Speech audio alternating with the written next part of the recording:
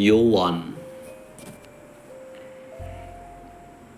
இயேசுவின் 12 சீடர்களில் மிகவும் முக்கியமானவர் யோவான். இயேசுவின் சீடர்களில் இளையவர் இவர்தான். கலிலேயா நாட்டிலுள்ள பெத்சாய்தாவில் செபதேயு சலேமி ஆகியோரின் மகனாக பிறந்தார் யோவான். சலோமி இயேசுவின் அன்னை மரியாவின் சகோதரி என்கிறது மரபு வரலாறு. செபதேயும் யோவானும் மீன்பிடி தொழிலை செய்து வந்தனர்.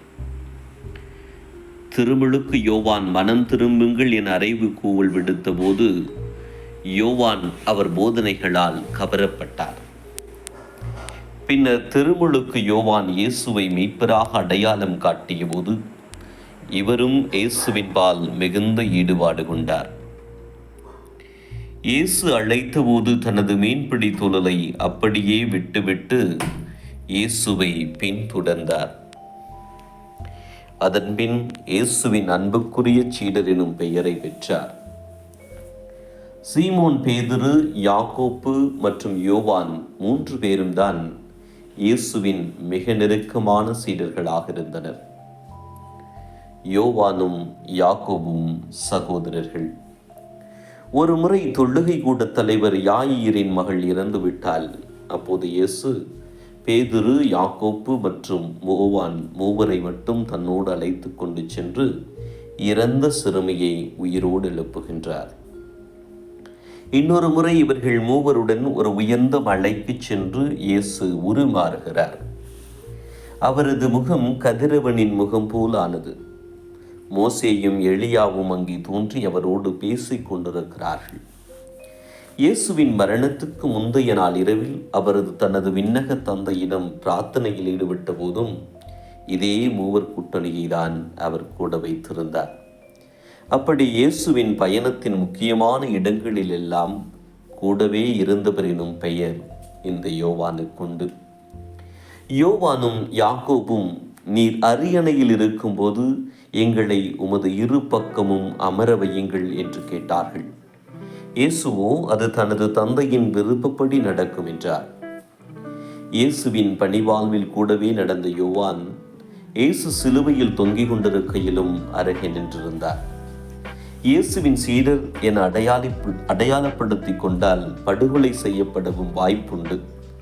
ஆனாலும் யோவான் பயப்படாமல் சிலுவை அருகே நின்றார்.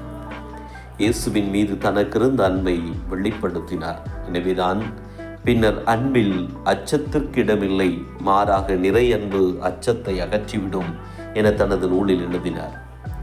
இயேசு தனது அன்னையை இவருடைய பொறுப்பில் தான் விட்டு சென்றார்.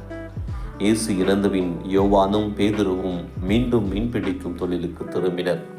ஒரு நாள் இரவு முழுவதும் வலை வீசியும் எந்த மீனும் கிடைக்கவில்லை. காலையில் இயேசு கரையில் தோன்றி நின்று வலப்புறமாய் வலையை வீசுங்கள் என்றார். மீன்கள் ஏராளமாய் சிக்கின. இயேசுவை அடையாளம் கண்டுகொண்ட யோவான் பரவசத்துடன் படகிலிருந்து குதித்து ஓடி வந்தார். பெந்தகோஸ்தே நாளில் தூய ஆவியானவரின் நிரப்புதலுக்கு பின் இடிமுழக்கமாயிருந்த யோவான் மென்மையாகவும் தெளிவாகவும் பணியாற்றும் திருத்தூதராக உருவாறினார்.